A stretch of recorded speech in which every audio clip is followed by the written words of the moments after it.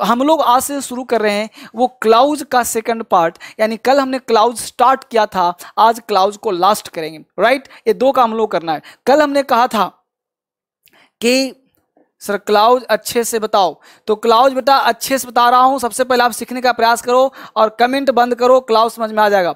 और बार बार एक ही कमेंट नहीं करना है, क्लियर समझ में आया बात को? एक ही कमेंट आपको बार बार नहीं करना है, दिक्कत होगा आपको। तो सबसे पहले बात है आपको सीखना क्या, समझना क्या है। तो मैं क्लाउज की बात कर रहा था, तो क्लाउज क्या है इसे जानने का प्रयास करते हैं। क्लाउज हमने कल बताया था, तो एक बात बताया था कि clause is nothing, it's the part of, sorry हमने कहा था क्लाउज होता क्या है। Clause is a part of longer sentence in which there will be one subject and one verb, जिसमें एक सब्जेक्ट एक वर्ब होता है, उसे हम क्लाउज कहते हैं। एक सब्जेक्ट एक वर्ब, उसे क्लाउज। जिन बच्चों को क्लास छूट गया था, कल के क्लास में आपको देख लेना है, क्लियर। अब यहाँ पे है कि ये बैच आपका 10 से शुरू होगा, तो 10 आने में भी 1-2 क्लास लगेगा। बड़े आराम से पढ़ो, बेचैनी मत करो, 2 दिन में कुछ ज्यादा बेचैनी होना है, राइट। वापिस आ जाओ। अब हमने क्लाउज की बात करा, तो क्लाउज पढ़ने के लिए हमने आपको कल पढ़ाया था सेंटेंस भी। कितने प्रकार का? तो कहा था there are 4 types of sentences on the basis of clause. Clause के आधार पर 4 तरह के सेंटेंस बताए थे। पहला सेंटेंस सिंपल, दूसरा कंपाउंड, तीसरा कॉम्प्लेक्स और चौथा मिक्स्ड, राइट। और 3 तरह के क्लाउज बताए थे। हमने कहा था, पहले गौर से सुनिए हर बात को, कि दुनिया का कोई भी सेंटेंस बिना प्रिंसिपल क्लाउज के शुरू नहीं होगा। ये राइट कहा था हमने, यानी बिना प्रिंसिपल क्लाउज का कोई सेंटेंस स्टार्ट नहीं होगा। अगर वो सेंटेंस है तो उसमें प्रिंसिपल क्लाउज होगा ही होगा। नंबर 2 हमने कहा था कि अगर आपका सेंटेंस कंपाउंड होगा, तो हमने कहा था दुनिया का कोई सेंटेंस बिना प्रिंसिपल क्लाउज का स्टार्ट नहीं होगा, यानी प्रिंसिपल क्लाउज तो होगा ही होगा, यानी प्रिंसिपल के साथ कोऑर्डिनेट मिला दो तो सेंटेंस बनेगा कंपाउंड, और प्रिंसिपल के साथ सबऑर्डिनेट क्लाउज मिला दो तो बन जाएगा कॉम्प्लेक्स, और इसमें सारे क्लाउज रहेंगे उसे कहते हैं मिक्स सेंटेंस। अब प्रश्न उठता है पहचाने कैसे, तो मैं आपको ओरली बता रहा हूं, ध्यान सुनना। दुनिया का वह सेंटेंस जिसमें कोई कंजंक्शन ना हो, देखो बेटा बड़ा आराम से पढ़ाता हूं मैं, कोई किताबी ज्ञान नहीं। कल एक लड़का पूछा, वो क्लास करता है फाउंडेशन, झारखंड का है, तो उसने एक क्वेश्चन पूछा कि सर हमने 50 लोगों से एक बात पूछा कि सब्जेक्ट क्या होता है। सब होता है सब्जेक्ट होता है, नाउन नहीं होता सब्जेक्ट, प्रोनाउन नहीं होता सब्जेक्ट। तो बेसिकली रट्टाबाजी किताबी ज्ञान नहीं पढ़ना है। मैं जो पढ़ा रहा हूं ये बुकिश नहीं है, आपके लिए स्पेशल है, इसलिए इस स्पेशल ज्ञान को लीजिए। आप किताब में पढ़ते रहते हो नाउन क्लास, किस काम का भाई? 50 तरह के नामकरण, ग्रामर याद नहीं करना आपको जो कॉन्सेप्ट दे रहा हूं वो समझिए। हमने कहा दुनिया का कोई सेंटेंस सिंपल सेंटेंस होगा, दुनिया का कोई सेंटेंस प्रिंसिपल क्लाउज से स्टार्ट होगा, बिना प्रिंसिपल क्लाउज का कोई सेंटेंस होगा ही नहीं। आगे बताओ, बिना प्रिंसिपल क्लाउज का कोई सेंटेंस होगा ही नहीं। अगर वो सेंटेंस है तो प्रिंसिपल क्लाउज होगा ही होगा। अगर सेंटेंस है तो प्रिंसिपल क्लाउज होगा ही होगा, यानी बिना प्रिंसिपल क्लाउज का कोई सेंटेंस नहीं होता। Point number 2। अब प्रश्न उठता है कि सर सेंटेंस क्या होता है? Compound sentence, complex sentence. तो जिसमें भी कंजंक्शन लगा दो, जिसमें कंजंक्शन लगा दो, and, but, or, nor, for, as well as type का कंजंक्शन लगा दो, तो कंजंक्शन से जुड़ने वाला सेंटेंस कंपाउंड सेंटेंस कहलाता है। क्लियर? और what, where, when, why, how से जुड़ने वाला सेंटेंस कॉम्प्लेक्स होता है। और जिसमें सारे कंजंक्शन के साथ डब्ल्यूएच फैमिली भी हो उसे हम मिक्स सेंटेंस कहते हैं। यहां तक बात आपको समझ में आया होगा। अब समझ में आया होगा तो हम आगे थोड़ा सा समझने का प्रयास करते हैं, अब थोड़ा सा इसको जानने का प्रयास करते हैं। अब मैं आपको जितना समझा रहा हूं पहले समझो, फिर चीजें लिखवा भी दिया जाएगा। अब जैसे बोर्ड पे ध्यान दीजिए बेटा, मैं कहना क्या चाहता हूं, मैं जो सिखाना चाहता हूं बड़े बारीकी से, बड़े आराम से और प्यार से सिखाना चाहता हूं, उसको सीखने का प्रयास करिए। अब यहां पे क्लाउज की बात करा तो मैं क्लाउज की अब एक देखो यहां पे स्ट्रक्चर दे रहा हूं, subject plus verb plus other word. Right. अब आप सीखो, अब आप थोड़ा सा बड़े हो गए हो, अब थोड़ा सा दिमाग लगाओ तब समझ में आएगा। अब बताओ कि सब्जेक्ट, वर्ब और अदर वर्ड, मुझे सोचकर बोलो कि यह एक सेंटेंस है कि नहीं है, जल्दी बोलो। सेंटेंस है, दुनिया का हर सेंटेंस बोलो क्लाउज है कि नहीं, क्लाउज है।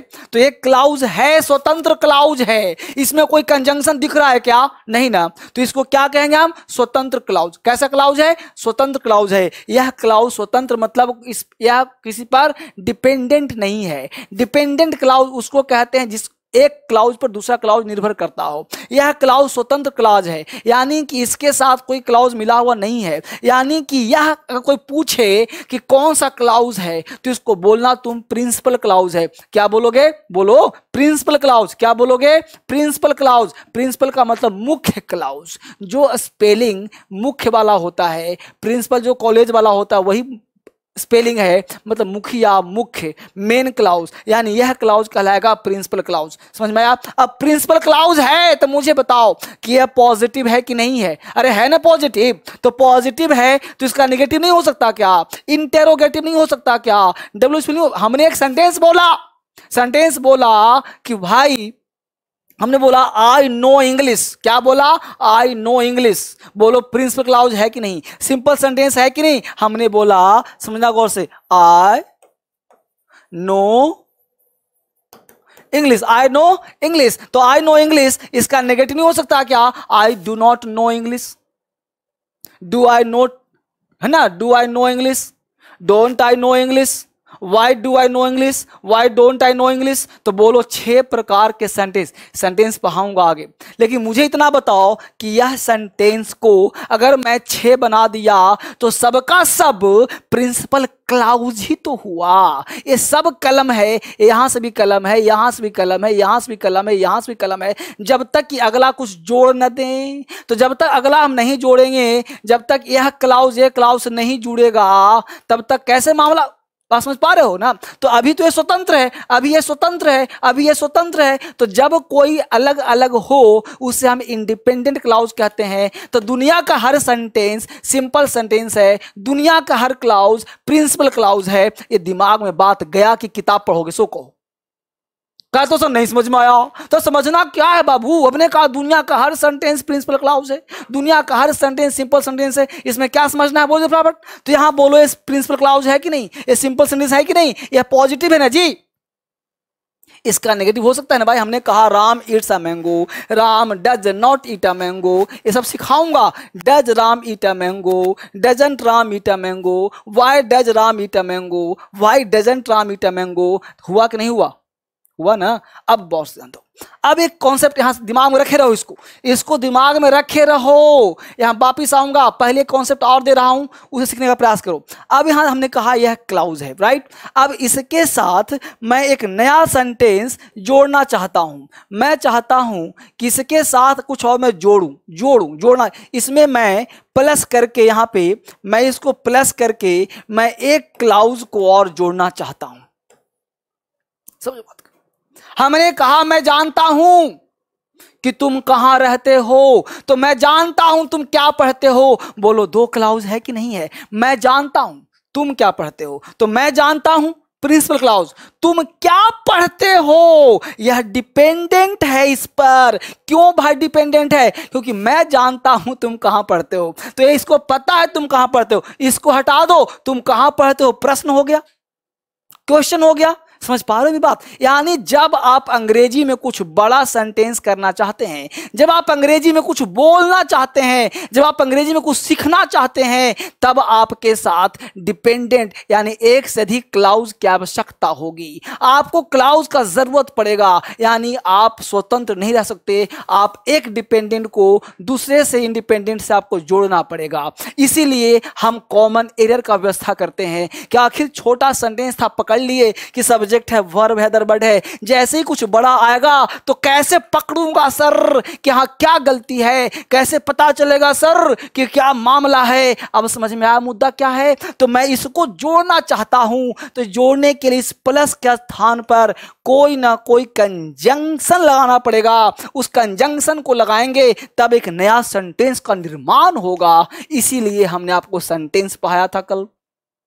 बस में इसीलिए मैं सेंटेंस पढ़ा था कि भाई उसका नामकरण क्या करेंगे, तो यहाँ पे कहा था कि and but or nor for लगा देना, तो ये बन जाएगा कोऑर्डिनेट, ये बन जाएगा कौन सेंटेंस, कंपाउंड सेंटेंस। यहाँ पे WH लगा देना तो कॉम्प्लेक्स सेंटेंस। अब यहीं पे समझाने के लिए थोड़ा सा और पॉइंट लेता हूँ जो समझाने का प्रयास करता हूँ, इसको यहीं पे रख रहा हूँ मैं, और वापिस आके फिर मैं इसको सिखाऊंगा, फिर बताऊंगा क्या मामला है। अब एक अलग मुद्दा सिखा रहा हूँ, इसको छोड़ दो, एक अलग मुद्दा फिर आऊंगा कि क्लाउज से एरर कैसे, क्लाउज को कैसे पहचानेंगे। पहले एक और कॉन्सेप्ट सीखो। यहाँ पे WH का मतलब समझते हो, WH का मतलब हुआ जो शब्द W और S से शुरू हो। WH का मतलब होता है what, where, when, why, how. देखो बेटा, मेरा आपका क्लास चल रहा है, मैं मोबाइल में देख रहा हूं, तो ये सारे बच्चों को मैं यहाँ पे देखता रहता हूं, कौन से बच्चे क्लास क्या कर रहा है, कौन कैसे कर रहा है, right.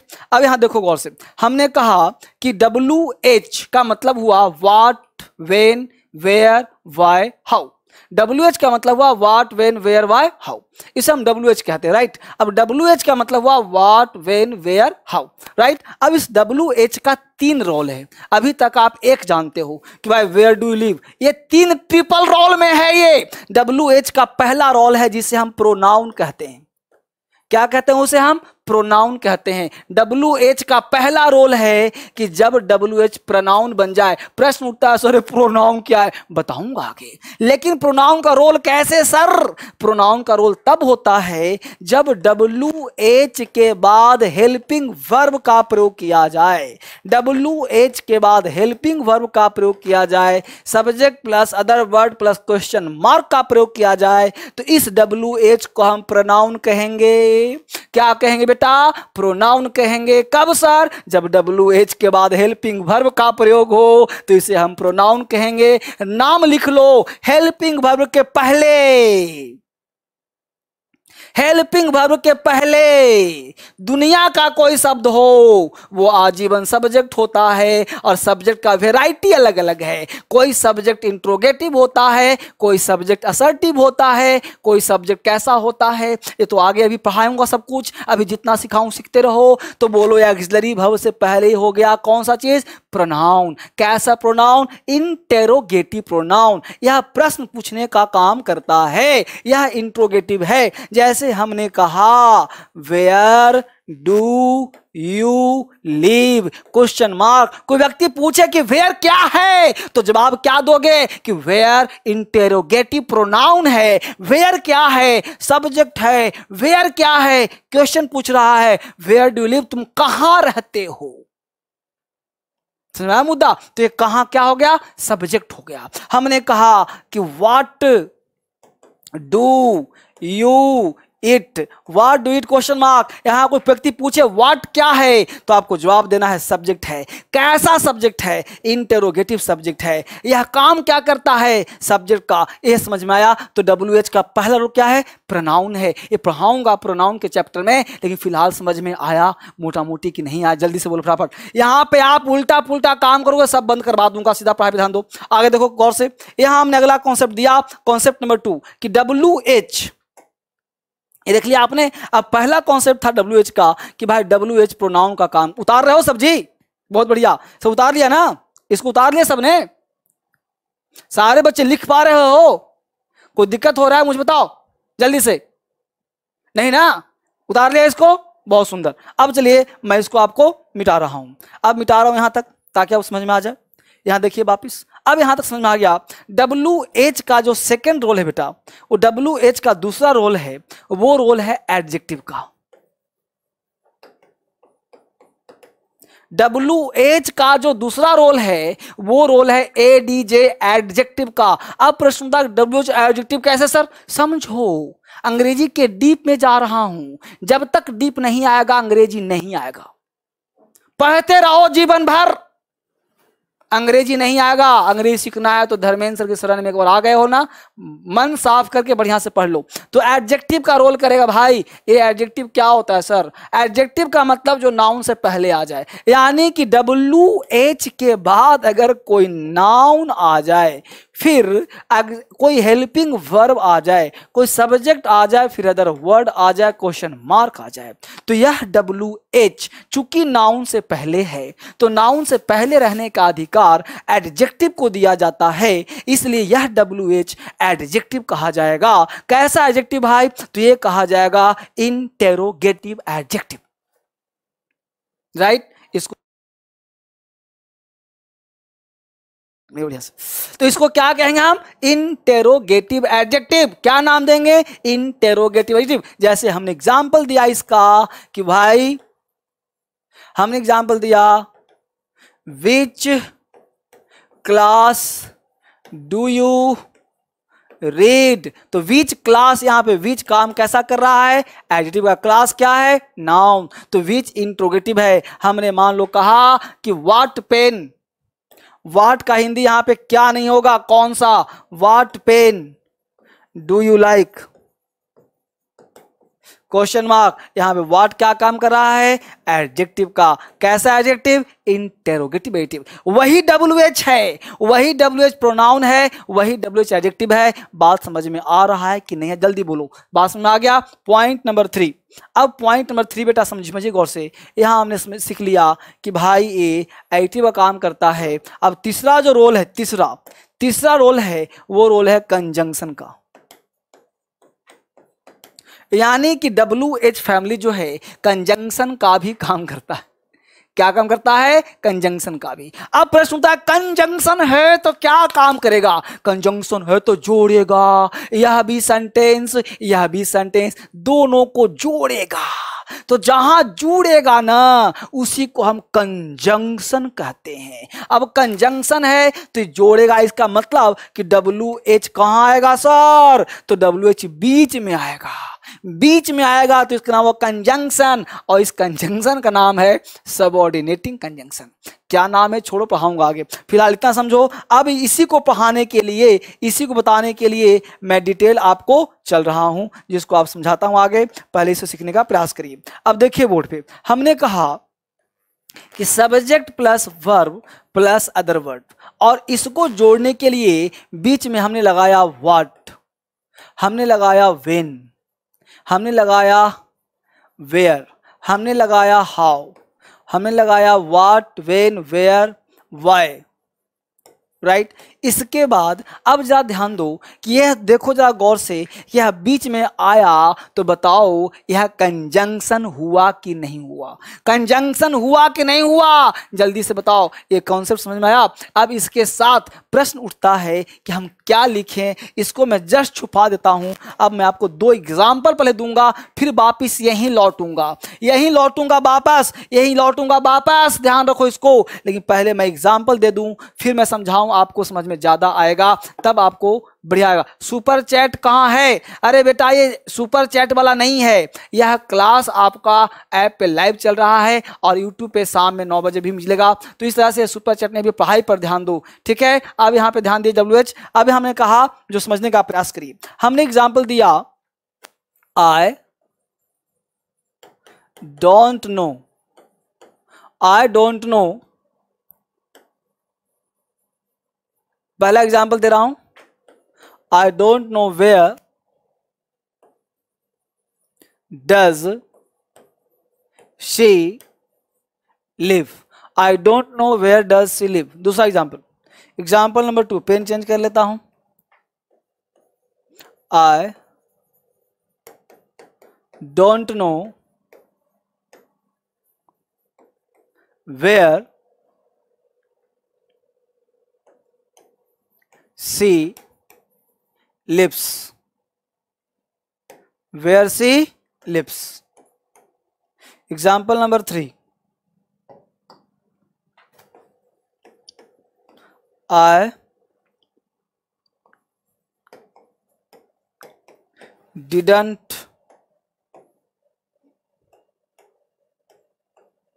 I don't know where she lived.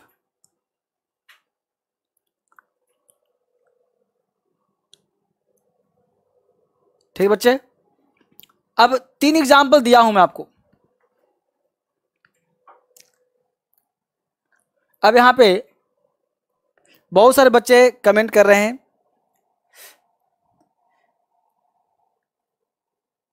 Sir ji app में क्लास नहीं चल रहा है। अरे बेटा मेरे पास तो चल रहा है, तुम्हारे पास क्यों नहीं चल रहा है?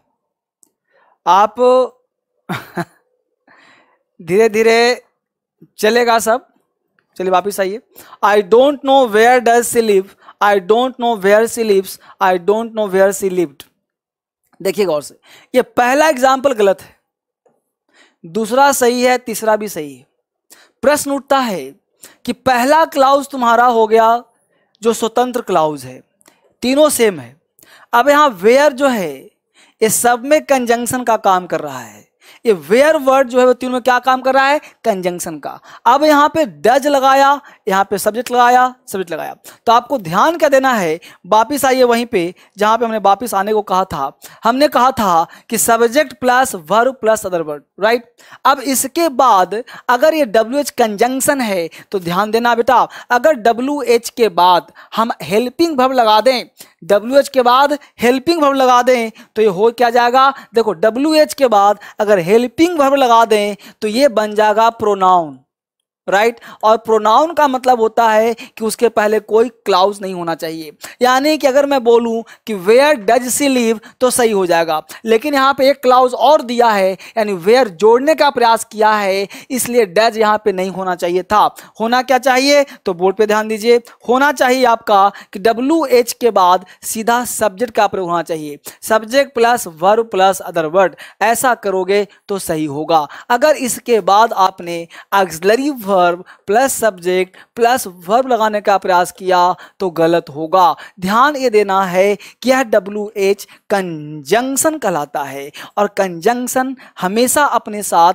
सब्जेक्ट लेगा, ऑक्सिलरी वर्ब नहीं लेगा। अब प्रश्न उठता है कि ऑक्सिलरी वर्ब नहीं लेगा तो फिर इसका नाम क्या होगा? तो इसका नाम होगा कंजंक्शन। इसके बाद सीधा क्या आना चाहिए? सब्जेक्ट। अब एक कॉन्सेप्ट ये है, कॉन्सेप्ट नंबर 2 यहीं पे सिखाने का प्रयास कर रहा हूं, वो समझिए। यहां तक आपने उतार लिया तो एग्जांपल यहां पे चेक करिए। हमने कहा I don't know where she, यहां देखिए वेयर के बाद क्या है? सब्जेक्ट है, वर्ब है। यहां देखिए सब्जेक्ट है, वर्ब है, इसलिए दोनों तुम्हारा क्या है? सही है। वेयर हो गया conjunction, subject verb other word, where conjunction subject verb other word. तो यही बात तो करा था आपसे कि भाई देखो WH के बाद क्या आना चाहिए? Subject verb other word. Other word हो चाहे ना हो, सब्जेक्ट वर्ब दो चीज तो मिल रहा है ना, ये दो चीज मिल रहा है तो सेंटेंस राइट हो गया। ऑक्सिलरी वर्ब मिल जाए, ऑक्सिलरी वर्ब को हेल्पिंग वर्ब कहते हैं, तो ये सब गलत हो जाएगा। हेल्पिंग मिल जाए, कुछ भी मिल जाए, सब गलत होगा। ये कॉमन एरर का बहुत मेजर पार्ट है। इस वीडियो को घुमा के फिरा के आगे से पीछे से आप देखते रहना।